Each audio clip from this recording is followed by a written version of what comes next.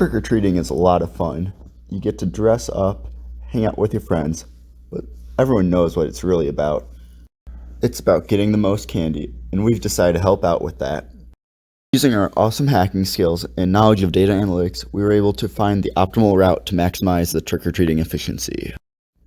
Some factors that were considered were, what's the probability that the house gives out a king-sized candy bar?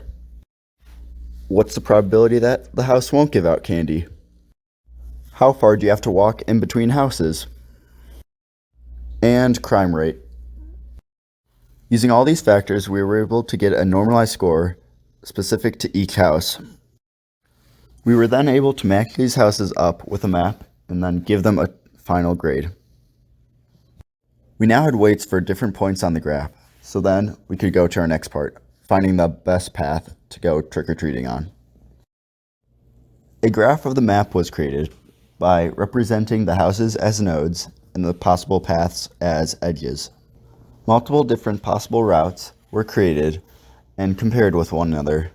They're compared using the reward that you could get by going to that house and the cost that it would take. All the user would need to do to use this app is to enter their address, enter the distance they want to travel away from that address, and then enter the total distance they want to walk during trick-or-treating.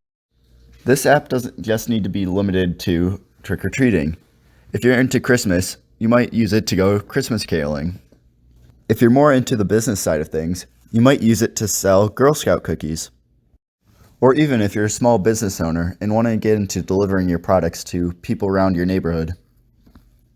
Thank you everyone for checking out our project, and go Bucks!